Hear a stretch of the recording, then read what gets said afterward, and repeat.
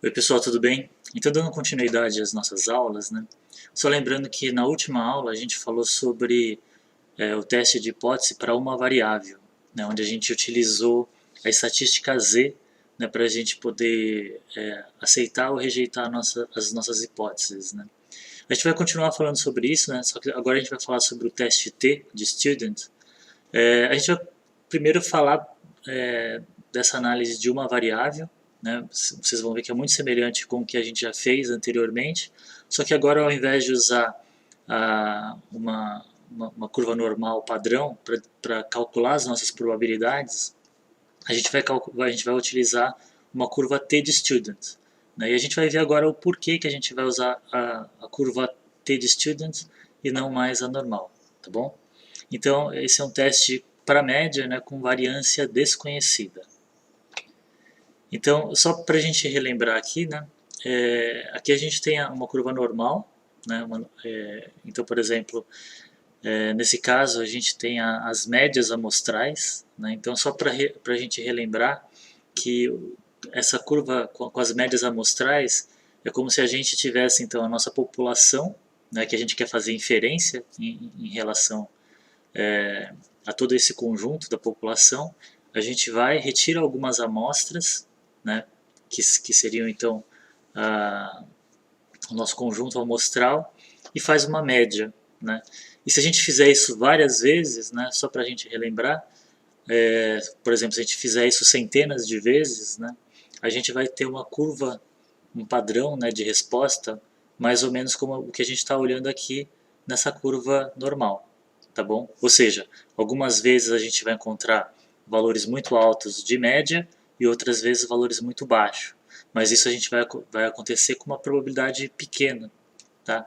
E a maior parte das vezes, né, a gente vai encontrar valores que estão próximos da nossa média da população como um todo, que nesse caso aqui seria 40, tá bom?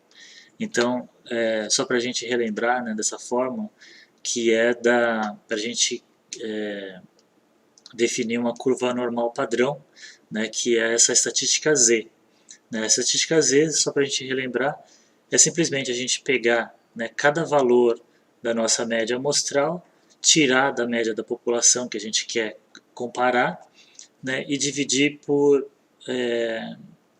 pelo desvio padrão da população dividido pela raiz quadrada de n, que é o nosso tamanho amostral. Né? Então, se eu tenho amostras, se eu tirei 10 amostras, o nosso n vai ser 10 aqui ao quadrado, tá bom? A raiz quadrada, desculpa. Então, quando a gente faz essa conta, né, o resultado então vai ser uma normal padrão, que é a estatística Z, onde a característica dessa normal padrão é que a média é zero e o desvio padrão é 1. Tá bom? Então a gente vai ter uma curva parecida com essa daqui que a gente está observando, só que aqui ela vai estar centralizada no zero, né, e o desvio padrão, né, que seria então está relacionado ao achatamento, né, dessa curva, ela teria um desvio padrão de 1. Tá bom? Então lembrando que a partir desses valores é que a gente calcula então essas probabilidades, né, de a gente aceitar ou rejeitar a nossa hipótese nula. Lembrando que a gente tem aqui as zonas, né, de rejeição da nossa hipótese nula e a zona de aceitação. Então, o que a gente está observando em rosa aqui são as zonas de rejeição da nossa hipótese nula, ou seja, são os valores extremos. Né? Então, se a gente, como a gente, naquele exemplo que a gente viu, né, a gente tinha os valores da biomassa em áreas contínuas, né, a gente tinha o valor médio, e a gente tinha o valor de variância. Né, e aí a gente queria comparar, então, se em áreas fragmentadas, né, se eu tirasse 10 amostras, por exemplo, em áreas fragmentadas, se a biomassa era igual de áreas contínuas. Né? Então, por exemplo, se a gente tivesse uma amostra com n igual a 10, né, então a gente iria para o campo, retiraria 10 amostras, faria uma média, né, então a gente teria esse valor aqui médio, menos a média da biomassa das áreas contínuas, né, que a gente teria conhecimento, que seria uma referência, dividido pelo desvio padrão, que a gente, das áreas contínuas também, né, que a gente conhecia, dividido pela raiz quadrada de n, né, que nesse caso seriam 10 amostras. Tá? Então a gente definiria o valor de z e a gente verificaria, né, se esse valor de z ele cai nessas áreas de rejeição da nossa hipótese nula, ou se ele cai mais próximo aqui do centro, né, que nesse caso aqui numa estatística z, né, de uma normal padrão, aqui seria o valor zero, tá bom? E se ele caísse então nessa zona de rejeição, a gente rejeitaria a nossa hipótese nula, dizendo então que, na verdade, você tem uma diferença entre a biomassa nas áreas contínuas e nas áreas fragmentadas, né? Esse foi o último exemplo que a gente viu na última aula, tá bom? E aí, só que tem muitos casos, né, que a gente até tem, né, essa média, né, que a gente quer comparar, só que a gente não tem, por exemplo, a variância dessa população. E aí, nesse caso, a gente tem que estimar essa variância também. Tá? A gente vai estimar como? A gente vai estimar a partir das amostras que a gente coletou. Né? Assim como a gente estimou a média aqui em cima, a gente pode pegar então essa amostra que a gente obteve e calcular o desvio padrão e a variância, tá bom? Que é o que a gente vai ver aqui. Né? Só relembrando, né, para a gente estimar a variância, né, de um determinado conjunto, né, de valores, basta a gente tirar então, subtrair, né, cada valor em relação à sua média, elevar ao quadrado, você faz a somatória então de todas essas somas, né, de quadrados e divide por n menos 1. Né? Aí a gente vai obter a nossa variância, tá bom? E se a gente quiser o desvio padrão, simplesmente a gente tira a raiz quadrada dessa variância. Tá? Então, bem simples, é o que a gente já tinha visto anteriormente. E aí então a gente vai usar aquela fórmula semelhante, né, que a gente tinha da estatística Z, só que ao invés de usar o desvio padrão da população, o que a gente vai fazer? A gente vai usar o desvio padrão da nossa amostragem. Né? No caso lá da biomassa, seriam aqueles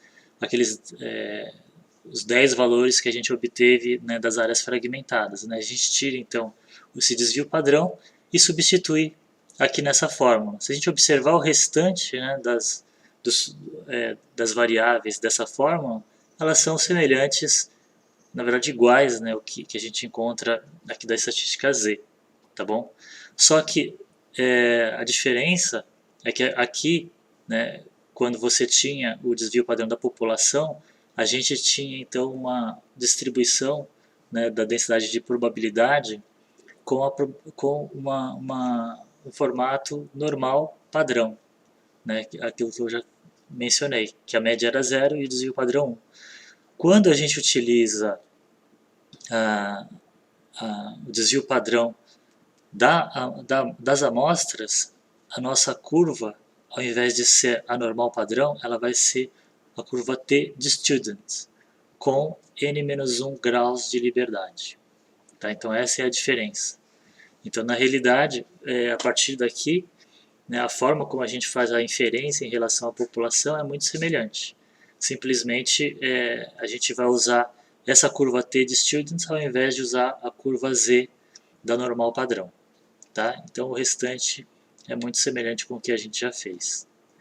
E só relembrando então, né, lá no R, a gente vai utilizar esses comandos aqui para a gente definir, então, por exemplo, a densidade de probabilidade, né? Então a gente vai usar o dt, né, com n-1 graus de liberdade. Né? Então, se por exemplo, naquele exemplo da biomassa eu tinha o n igual a 10, né, então eu vou ter n-1, vão ficar 9 graus de liberdade. Tá? Então, simplesmente a gente precisa desse parâmetro para estimar essa densidade de probabilidade para essa curva T de students. Só relembrando que na curva normal a gente precisa de dois parâmetros, né, que é a média e o desvio padrão. Aqui a gente só precisa dos graus de liberdade.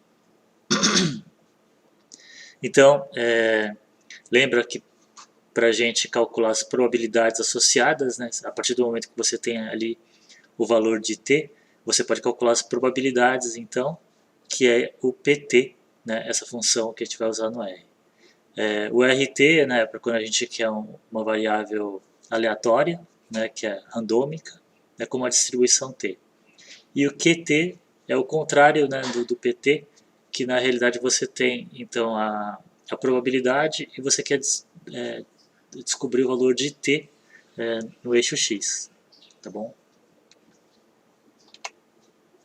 Então aqui só para a gente fazer uma comparação, né, entre uma curva normal, padrão, e uma curva T de students, né? Então, se a gente observar aqui a curva normal está, né, em azul, tracejado, né, qual que é a diferença que a gente está observando?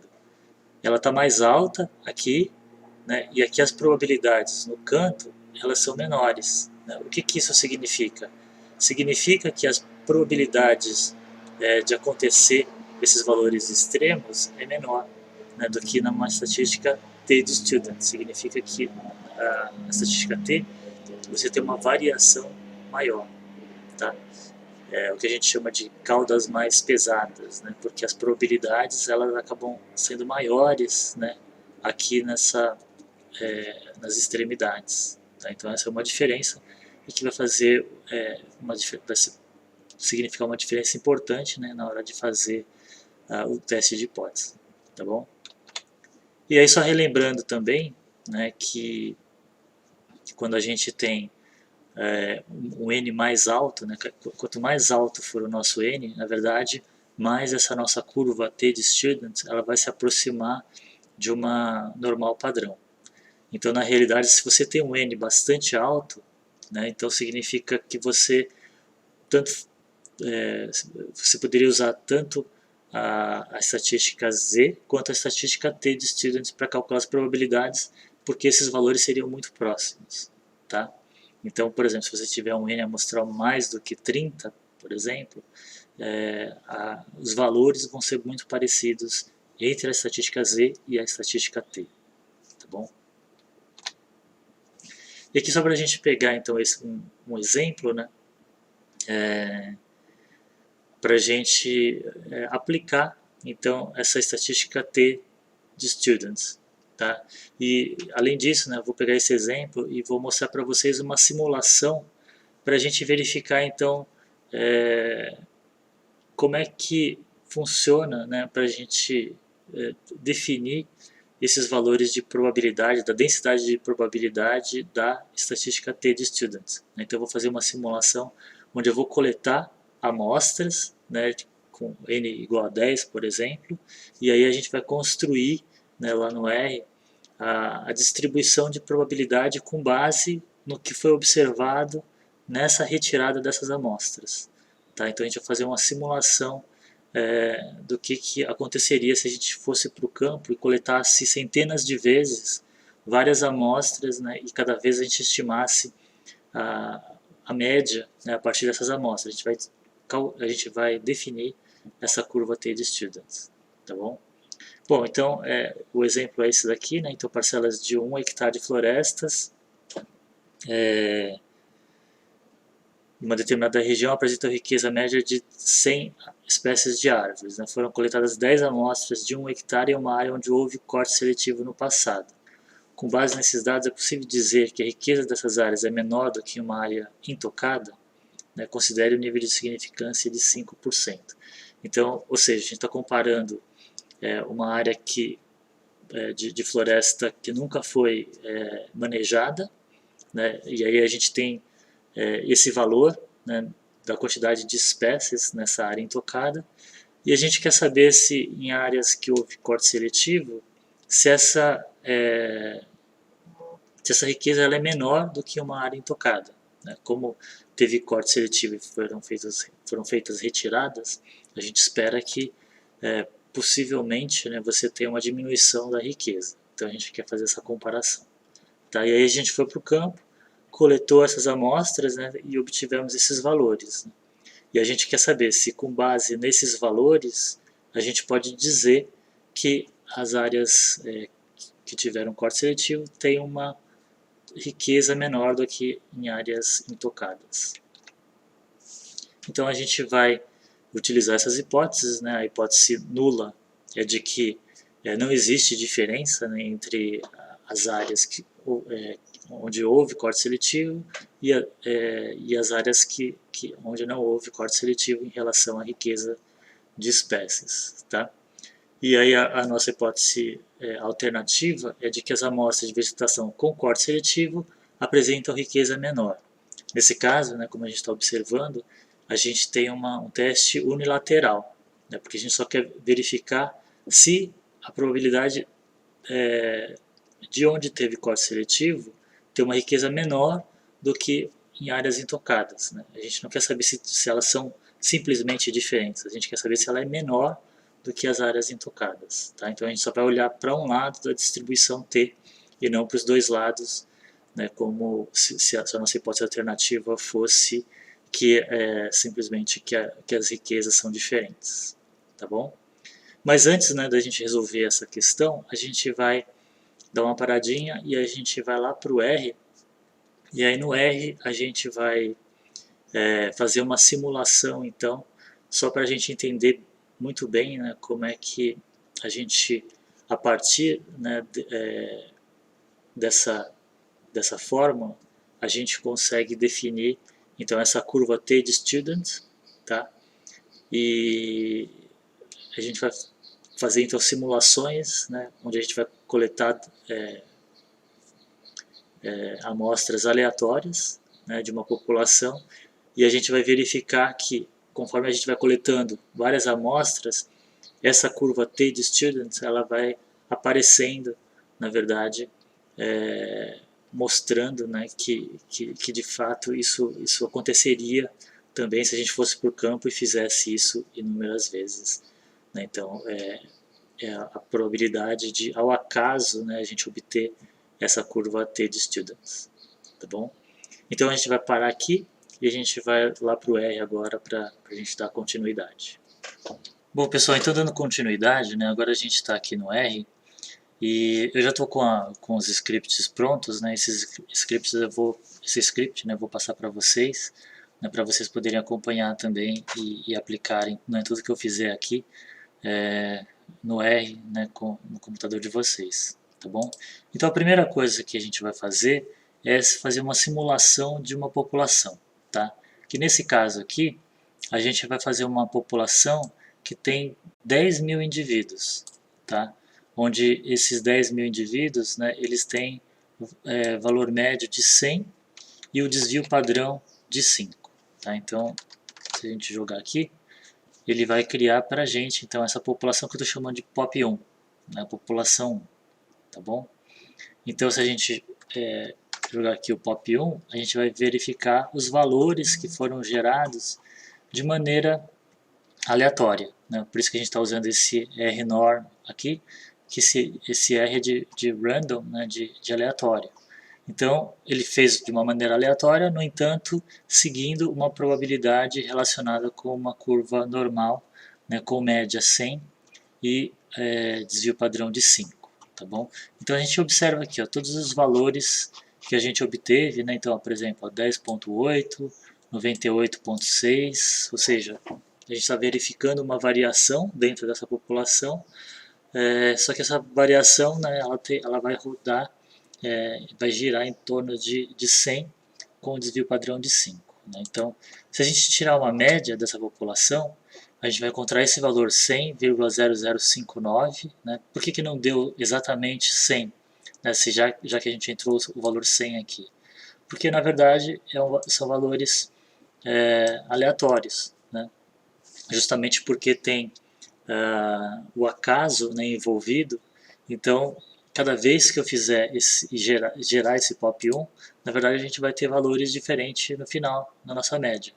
Em geral, né, a gente vai ter valores muito próximos de 100, mas a gente vai ter valores um pouquinho diferentes em relação ao valor 100 exato. Tá? O desvio padrão, a mesma coisa. Né? Então, a gente tinha entrado 5 ali, e agora a gente está observando 5,01. Tá? Justamente por causa desse fator aleatório que a gente tem no nosso script, né, na nossa linha de comando. Então, agora, né, o que a gente vai fazer? A gente vai plotar o histograma dessa população. né? Então a gente vai pegar todos os valores da população e plotar aqui. Tá? Então primeiro eu vou plotar os valores relacionados com a frequência, né? Então se a gente observar aqui, a gente já consegue verificar, né, que esses valores eles estão centrados aqui no valor 100, ou seja, a maior parte dos valores, né, é muito próximo desse valor 100, e aí conforme você vai se distanciando, tanto para um lado quanto para o outro, essa frequência ela vai caindo, né, porque a probabilidade, né, da gente ter valores nos extremos aqui, né, quando a gente tem uma curva normal, é menor. Tá bom? Então, ou seja, para a gente ter valores de 120, por exemplo, a probabilidade é muito pequena, né? Justamente porque são valores extremos da nossa população. Tá? A gente pode construir um outro histograma, ao invés de usar a frequência, a gente vai usar a densidade. Né? Na verdade, se a gente observar esses dois gráficos, eles são iguais, idênticos. Né? O que muda? Na verdade, o que muda é a escala que a gente está observando aqui, onde aqui a gente tem frequência e aqui a gente tem a densidade. Tá? Simplesmente, né, é como se a gente pegasse cada uma dessas barras aqui e dividisse pelo número total que a gente tem, que nesse caso é 10 mil. Tá?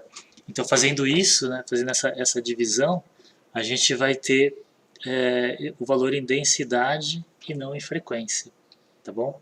Então, lembrando que se a gente tem a valor de densidade, né, que seria a proporção, né, que a gente tem dos indivíduos dentro de cada faixa desse histograma, né, se a gente somar todas essas densidades, né, todas essas alturas dessas barras, a gente vai ter o valor de 1.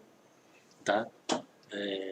Justamente porque a gente está trabalhando com uma proporção, e aí se a gente somar a proporção de todas as classes possíveis, a gente vai ter valor 1. Tá bom? A gente vai ter o valor total. Né? Então, a gente tem esses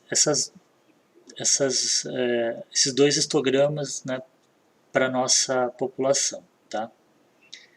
Então, com base nesse histograma aqui de baixo, além disso, o que a gente pode fazer? A gente pode ajustar a nossa curva normal padrão, né? Desculpa, normal em relação a essa população, que é essa linha vermelha aqui, tá bom? Então, simplesmente o que eu fiz? Eu gerei aqui, né,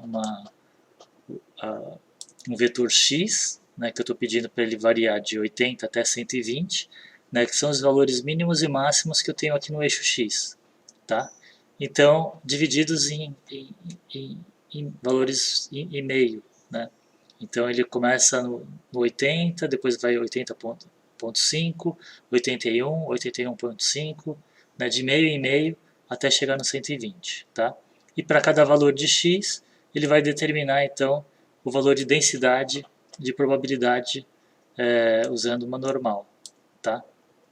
Onde, né, o valor médio vai ser a média da população, que a gente calculou aqui em cima, e o desvio padrão vai ser o desvio padrão da população 1 também, que a gente calculou aqui em cima também, tá bom? Aqui simplesmente pedindo para ele colocar essa linha, né, e a gente verifica então que essa linha ela se ajusta muito bem com a população 1, né, já que foi o pedido que a gente fez aqui para ser uma população com uma distribuição normal. Tá? Descendo aqui um pouquinho, agora a gente vai simular então a retirada de amostras dessa população. Né? Então lembrando que normalmente, né, quando a gente vai fazer trabalhos de campo e a gente quer fazer uma estimativa, né, de uma população, a gente dificilmente, né, a gente vai ter todos os valores da população. Né? Normalmente o que a gente faz? A gente faz uma amostragem, eu quero tirar 10 amostras, ou eu quero tirar 15 amostras, 20. Por maior que seja, né, as nossas amostras, dificilmente a gente vai pegar uma amostra que englobe toda a população. Tá? Por quê? Porque logisticamente isso é muito difícil acontecer. Né? Então por isso que surge a estatística, né? Para a gente, a partir dessas amostras, a gente conseguir fazer inferências da nossa população sem ter que coletar todos os dados da população. Tá bom? Então, nesse caso aqui, né, eu estou gerando esse valor, essa variável n aqui, que é o tamanho da minha amostragem. Né? Então, se eu, utilizando esse valor n, né, de 10, e utilizar essa função sample, né, o que ele vai fazer? Ele vai pegar uma amostra da minha população 1, da minha pop 1, né, que eu gerei lá em cima, com n igual a 10. Tá? Então, vamos fazer isso. Opa! Eu esqueci aqui de aplicar o n antes. Então, eu gerei aqui a minha amostra. Então, essa é a amostra que ele coletou. Tá? Então, a minha população, que tinha 10 mil indivíduos, né, eu tirei uma amostra de 10 e obtive esses valores aqui. Tá bom? E aí, se a gente tirar uma média, né, dessa amostra, a gente vai ter esse valor aqui de 103,05. Ou seja, a gente observa que esse valor de 103,05 ele é maior do que a média populacional. Tá? Por que ele é maior? Né? Por que ele não é exatamente 100, né? Assim como é a nossa média populacional? Porque também é um processo aleatório, estou tirando amostras e ao acaso simplesmente aconteceu de eu tirar valores mais altos do que a média. Na verdade, eu tenho valores mais altos e mais baixos, mas na hora que eu tirei esses valores, eu obtive um valor médio mais alto. Tá? Se eu fizesse isso novamente, ó, vamos fazer novamente ó, a mesma coisa. Então, vou lá, faço uma outra amostragem. Dessa vez, ó, aconteceu até de eu tirar valor de 108, por exemplo, de 107. Só que eu também tenho valores mais baixos. E aí fez com que a minha média ficasse abaixo da média amostral. Tá? Então, se eu fizer isso, continuar fazendo isso várias vezes, ó, mais uma vez, 108,26 novamente, 98,79, mais baixo também, 99, já se aproximou mais do 100, 99,71 novamente, 99,25. O que a gente observa? Que muitas vezes, ó, isso se aproximou mais ainda, ele tem uma variação, mas em geral ele está acontecendo o quê? Ele está ficando próximo do valor médio, né? Justamente porque eu estou tirando amostras de uma população onde a média, né, a maior parte dos valores, como a gente está observando aqui, a maior parte dos valores tem valor próximo a 100. Né? Então a chance de eu tirar um valor acima de 110 é muito menor, ou menos de 90 é menor. Tá? Então, e ainda mais se a gente está tirando 10 amostras. Né? Então, tudo bem, às vezes eu tiro uma amostra de um valor, né, que tem 110, mas por outro lado eu posso tirar um outro valor que tem 95. E isso acaba neutralizando. Né? Quando a gente tira a média, ele acaba neutralizando esse valor máximo, esse valor mínimo, e ele fica novamente próximo à média. Tá? Só que eu queria ver esse padrão, né? Eu queria observar esse padrão também numa distribuição como a gente está observando aqui, mas dessa média amostral. Né?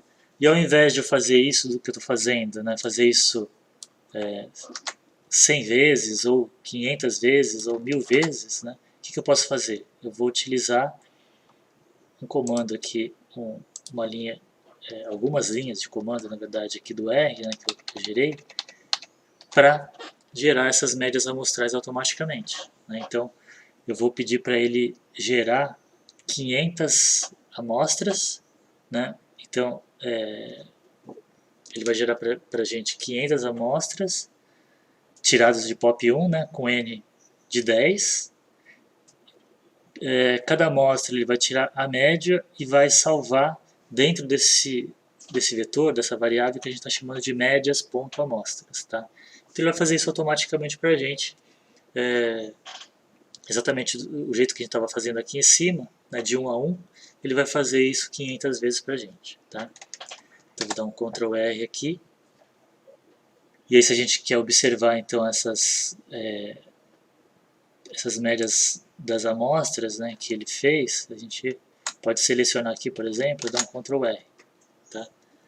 E aí ele mostra para a gente então todos os valores. Tá? Então aqui o primeiro valor, o que ele fez? Foi lá, tirou 10 amostras, tirou a média e guardou, deu 100,03. Aí depois ele foi lá de novo, tirou mais 10 amostras, tirou a média, deu 97,44 e assim por diante, tá? 500 vezes e salvou tudo nesse vetor aqui. Então agora a gente vai fazer um histograma, né, como esse daqui, só que dessas médias amostrais, né? Então vamos observar o que acontece. Então olha, o que a gente está observando aqui? A gente está observando que a gente tem esses valores médios aqui. Deixa eu passar só um pouquinho para cá. A gente tem esses valores médios aqui em torno de 100, tá certo? Das médias amostrais. Só que a gente tem uma variação aqui menor, né, do que a gente tem aqui na população original. Né? Por quê? Porque na realidade, né, é claro que quando a gente tira uma amostra e a gente tira a média dessas amostras, é aquilo que eu falei. Né? Então, se você tira, você pode até tirar um valor mais alto, mas esse valor mais alto pode ser neutralizado por um valor mais baixo que você tira dentro dessa amostra de 10. Então, um vai neutralizando o outro. Né? Com isso, você acaba tendo uma variabilidade menor, então, do que a própria população. Tá? E é claro que, intuitivamente, né, a gente pode pensar que quanto maior o nosso N, menor é a chance, por exemplo, vamos supor que eu tenho um N de 100. Né? Menor vai ser a chance, por exemplo, de eu ter só valores muito altos, né, que faz com que a minha média fique para cá. Né? Cada vez mais, né, conforme a gente vai aumentando o nosso N amostral, essa distribuição, cada vez mais ela vai ficar centrada próximo do valor médio da população, que é 100. Tá? Então, bom, da mesma maneira, né, a gente... vamos colocar aqui, ó. Vou fazer outro gráfico agora, tá? Onde esse gráfico que a gente está observando aqui é o da média amostral que a gente estava verificando anteriormente. Tá? Usando aqui, ao invés de frequência, a gente está usando a densidade também. Então, mais uma coisa que a gente observa, né, nesse gráfico é que se a gente olhar aqui o eixo X, né, eles são os valores, né, que a gente relacionados com os valores da população e relacionados com essa média amostral dessa população, então. Tá? Só que, o que eu gostaria de fazer? De fazer um ajuste e colocar uma curva T de student. Mas lembrando, né, que a curva T de student, ela, assim como a curva Z, ela é centralizada no zero. Né? Então, o que a gente tem que fazer? A gente tem que fazer uma padronização dessa curva, então, para que, ao invés de ter aqui o valor médio 100, né, o próximo de 100, a gente ter o valor médio de 0. Né? Então, para padronizar, a gente está usando essa fórmula aqui, ó, que é a mesma fórmula que a gente já verificou anteriormente, que é para normal padrão, né, onde a gente vai pegar cada valor da média amostral, subtrair da média, né, dessas médias amostrais, dividido pelo desvio padrão dessas médias amostrais, tá bom? Então, ou seja, eu estou pegando cada valor, subtraindo da média e dividindo pelo desvio padrão. Então, a gente aplica aqui. E aqui a gente pode fazer, então, o nosso histograma. Tá? E aí a gente vai ter, ao invés, a gente observa, né, que a curva é a mesma, né, ou muito próxima. A diferença aqui, o que a gente está observando? É a nossa escala no eixo X aqui embaixo, tá bom? Então agora ele está centralizado em 0, né, e a gente tem valores que variam de menos 3 até 3 aqui, sendo mostrados, tá bom? Bom, então com base nisso, né, eu vou colocar essa distribuição, então,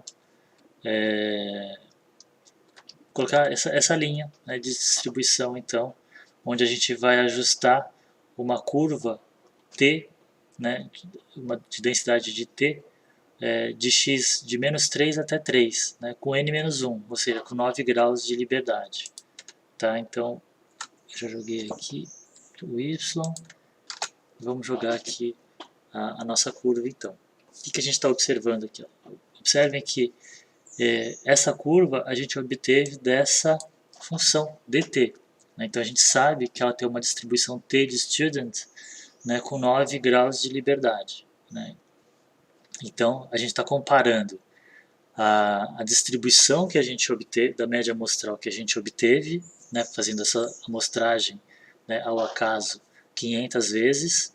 Né, a gente fez aqui a distribuição de como que variam então essas médias amostrais, e agora a gente está jogando uma curva que ela é teórica, né, que a gente obteve a partir simplesmente dessa função de densidade de probabilidade de t. Tá? E aí com 9 graus de liberdade. O que a gente observa? Que o ajuste ele é muito próximo. Né? Então a gente está verificando que essa base teórica que a gente tem, né, dessa distribuição T de student, né, ela se aproxima muito com a nossa simulação que a gente fez. Tá? Então a gente está verificando que se a gente fizer isso ao acaso, o que vai acontecer? A maior parte das vezes a gente vai ter valores muito próximos de 100. Mas ao acaso eu posso ter valores mais altos, né, com médias acima de 104 ou abaixo de 96. Só que isso vai acontecer de maneira mais rara, né, com uma chance menor de acontecer. Qual que é essa chance de acontecer? A gente pode calcular com base nessa curva T de student, tá? Assim como a gente fez lá na curva Z, né, da normal padrão. Então, ou seja, com base nisso, a gente percebe que a gente consegue então calcular as probabilidades com base nessa nossa curva teórica, né, que é da curva T de students. Tá bom? Então, só para a gente observar aqui, então, o que eu vou fazer? Né? Eu vou determinar aqui os valores, né, para essa curva aqui. Eu quero definir os valores que estão centralizados aqui, 95% dos dados que estão centralizados aqui debaixo dessa curva, e os 5% que estão nos extremos, tá? Só para a gente observar então as chances de acontecerem esses valores. Né? Então aqui eu obtive o T1 e o T2, né, que é o valor à esquerda e o valor à direita, né? Ou seja, eu quero determinar o valor de T, onde eu separe 2,5% da probabilidade à esquerda e 97,5% para a direita. Tá? E a mesma coisa para o T2, né? Só que é o contrário. Ou seja, eu quero 97,5% para a esquerda e 2,5% para a direita. Tá? Então são esses valores aqui, ó. Menos 2,26 e mais 2,26 que eu obtive. E aí eu vou pedir então para ele desenhar para a gente esses polígonos. Né? Então o primeiro polígono é esse polígono que está à esquerda,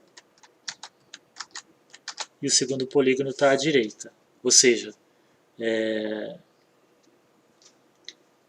esses valores que estão aqui nesses polígonos representam 5%, né, dos extremos, né, da chance de eu encontrar valores que caem nesses extremos. 95% das vezes ele vai cair aqui dentro, né, só que 5% tem a chance de cair nessas extremidades. Tá bom? Então é aquela questão da gente determinar se a gente aceita ou rejeita a nossa hipótese nula.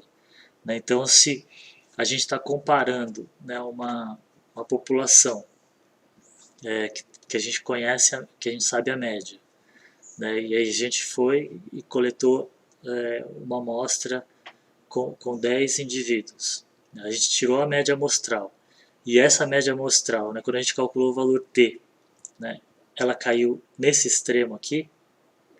Então qual que é a nossa decisão? A gente aceita ou rejeita a hipótese nula de que essas populações elas são iguais? Tá? Nesse caso, se ela caiu aqui, o que está acontecendo? Ela poderia pertencer a essa população, né? Ou seja, as populações elas poderiam ser iguais? Poderiam. Né? A gente está vendo aqui que isso é possível acontecer. Só que qual é a chance disso acontecer? Ela é muito baixa. Tá? Ela é menos, né, nesse caso aqui, de 5%. Então qual que é a nossa decisão? A gente aceita ou a gente rejeita a hipótese nula, né, de que elas são iguais? Nesse caso, então, a gente vai aceitar a gente vai rejeitar, né, essa hipótese nula, a gente vai aceitar a hipótese alternativa de que elas são diferentes, tá? Simplesmente porque a chance disso acontecer ao acaso é muito pequena. Tá? Então a gente rejeita a nossa hipótese nula e aceita a hipótese alternativa de que sim há diferença entre essas populações. Tá certo? E, bom, e a gente pode calcular, vamos fazer uma outra simulação aqui, né, onde a gente tenha, por exemplo, né, vamos supor que a gente tem uma outra população, só que essa outra população, né, ela tem 10 mil indivíduos também, só que a média, ao invés de ser 100, ela vai ser 110. Tá? Então, vamos criar POP2 aqui, tá? E a gente vai retirar uma amostra dessa POP2. Tá? Então, eu vou fazer aqui ó, uma amostragem de POP2, tirando 10 indivíduos também. Tá? E vamos tirar a média. Quanto que deu essa média? Deu 109,55. Tá?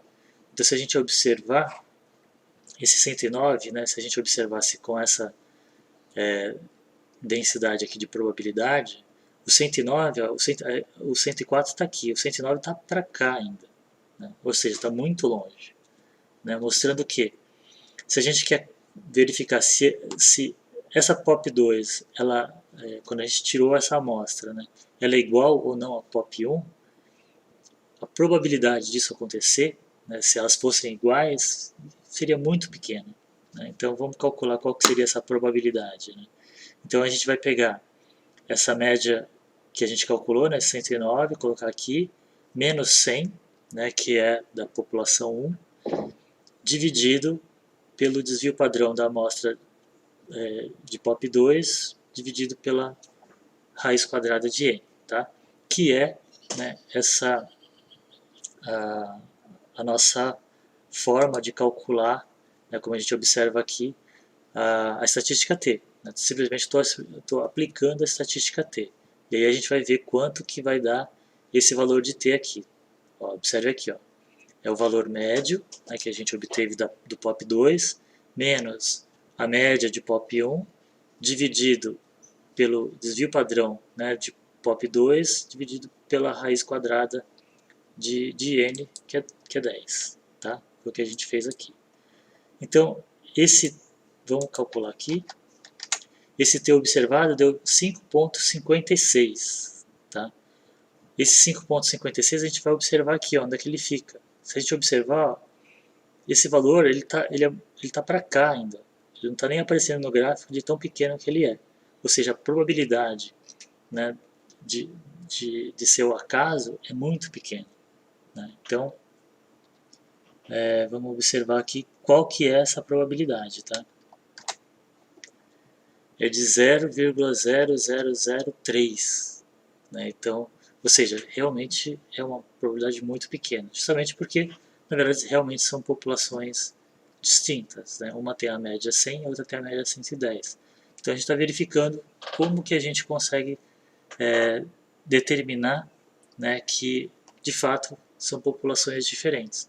Porque lembrando, né, que se fosse na prática, a gente não teria esse valor 110, né? A gente não saberia a priori esse valor. A gente saberia que era uma outra população e a gente quer testar se os valores entre essas duas populações elas são iguais ou não. Tá? Então, esse seria o valor. Né? Vocês estão verificando aqui que eu multipliquei por 2, né? Então eu estou usando aqui o PT, né? que é a probabilidade relacionada com o valor de t, né? Que a gente obteve, que é esse valor 5,56, 9 graus de liberdade. Tá? E por que eu multipliquei por 2? Porque é um teste, nesse caso aqui, né, do nosso exemplo, é um teste bilateral. Tá? Eu não quero saber se a hipótese alternativa seria se elas são diferentes ou não. Eu não quero saber se é para cima ou para baixo. Tá? E aí, então,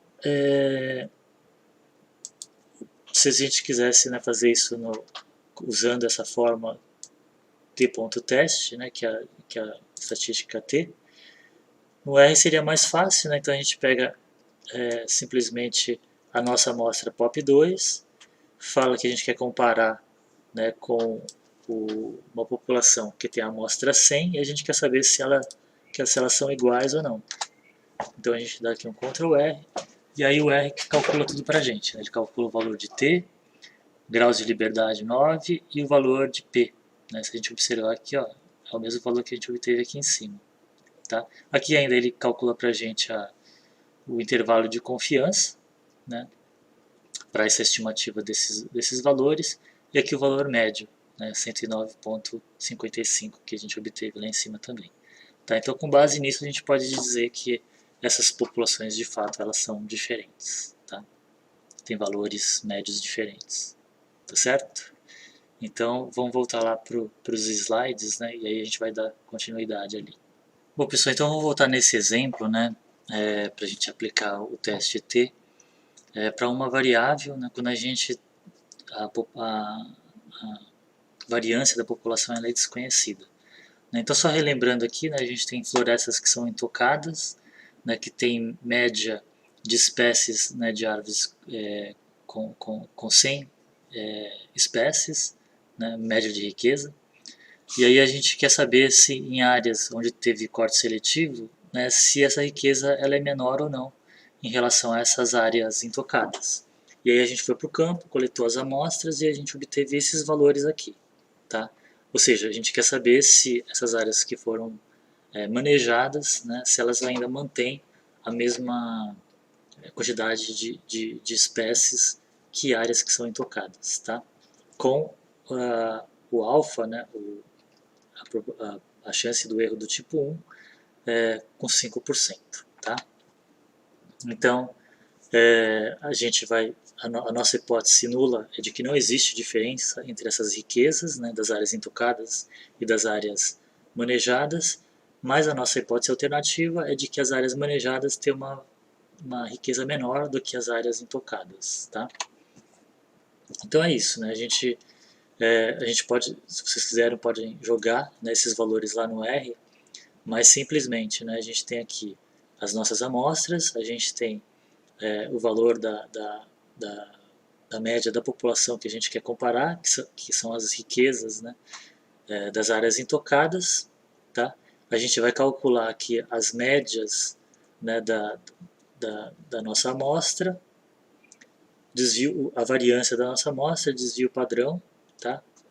O nosso N, né, que é o comprimento aqui do nosso vetor da nossa amostra, que nesse caso vai ser 10. E aí a gente pode então calcular qual que é o valor de Q que separa 5% dos dados para um lado e 95% dos dados para o outro lado, tá? Usando essa função QT, então. Tá? Lembrando que para a função QT a gente entra a probabilidade, né? Aí ele vai dar o valor de T, né, no eixo X, que separa 5% dos dados para um lado e 95% para o outro, com n menos 1 graus de liberdade. Né? Se a gente fizer essa conta, né, jogar lá no R, vai dar menos 1,83. Tá? Ou seja, esse é o valor crítico. Né? Então, abaixo desse valor, vai ser aquele valor que a gente vai rejeitar a nossa hipótese nula, e se for acima, a gente vai aceitar a nossa hipótese nula, ou seja, de que as áreas têm a mesma riqueza. Tá? E aqui a gente tem o cálculo do T observado, né, que é aquela fórmula, utilizando essa fórmula aqui. Né, então a gente vai pegar o valor médio que a gente encontrou, menos o valor teórico, né, que seria das áreas intocadas, dividido pelo desvio padrão das nossas amostras, dividido pela raiz quadrada de n. Tá? É o que a gente fez aqui. Tudo bem? Ó? Média da amostra, né, que a gente calculou aqui em cima, menos a média da população dividido por S, né, que é o desvio padrão da nossa amostra, dividido pela raiz quadrada de n, que é 10 aqui. Tá? Aí o teu observado deu quanto? Deu menos 2,58. Né? Com base nisso, a gente já poderia rejeitar a nossa hipótese nula. Por quê? Porque esse valor ele é menor do que o valor crítico. Né? Ele está mais à esquerda ainda. Né? Então significa o quê? Que a chance disso ser o acaso vai ser muito pequena, né? Se a gente rejeitar a nossa hipótese nula. Tá? Então vamos ver graficamente como é que isso acontece. Né? Então a gente tem aqui a curva T de student, tá? Aqui a gente tem o valor crítico, né, que separa, então, lembrando, 5% dos dados para cá e 95% para esse outro lado. Né? Então, se quando a gente calcula o nosso valor de t, esse valor de t ele cai nessa zona de rejeição da nossa hipótese nula, a gente rejeita a nossa hipótese nula. Se cai para cá, a gente aceita.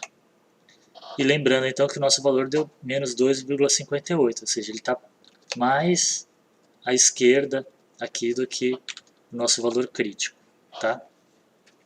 E aí a gente pode calcular também qual que é esse valor de probabilidade exato. Né? Como a gente tem esse valor aqui, então lembra que aqui a gente usou o QT, né? Porque a gente tinha o valor de probabilidade e a gente queria o valor de t, né, nesse eixo x aqui, né, que deu esse valor 1,83. Só que agora a gente quer o contrário. Agora a gente tem o valor de q, né, que a gente calculou, que é o t observado, né, e a gente quer determinar qual que é o valor da probabilidade, que é essa área, né, que está em rosa aqui. Então a gente usa o PT, usando esse valor de t, né, que a gente observou, com 9 graus de liberdade, ele vai dar 0,0148. Né?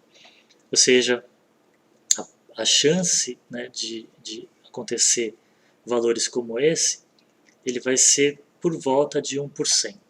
Então, a chance, se de fato não existe diferença entre essas áreas. Ou seja, nesse caso, então, a gente rejeita a nossa hipótese nula, né, porque a chance disso acontecer é muito pequena. É mais seguro a gente dizer que elas são diferentes do que elas são iguais. Tá? Posso estar errado? Posso estar errado, mas a chance de eu estar errado ela é muito pequena. Tá? Então está bem abaixo, né, dos 5% que a gente estabeleceu lá nas nossas premissas para aceitar ou rejeitar a hipótese nula. Tá ok? Então, é isso, né? E a gente pode calcular também o intervalo de confiança, assim como a gente fez lá na estatística Z. Né? Novamente, né, a gente tem aqui o valor de t e aqui a gente tem aquela fórmula, né, para transformar, né, para padronizar os valores das médias amostrais. Simplesmente o que a gente vai fazer é isolar esse valor de μ, né, que é o valor da média da população, que a gente quer fazer uma estimativa dessa média da população. Né? Então, aplicando aqui, distribuindo, né, os valores, né, aqui nessa inequação, na verdade, a gente vai isolar esse valor aqui de μ, né, onde então aqui a gente tem o nosso intervalo de confiança, né, a forma da gente calcular, né, que está relacionado com esse valor de t, né, que separa então aquela probabilidade de ter 5% para um lado, né, e 95% para o outro, vezes, né, o desvio padrão da minha amostra dividido pela raiz quadrada de n, que nesse caso é 10. Tá? Então essa é a fórmula geral para intervalo de confiança, nesse caso quando a gente tem a nossa hipótese alternativa, ela é unilateral. Tá?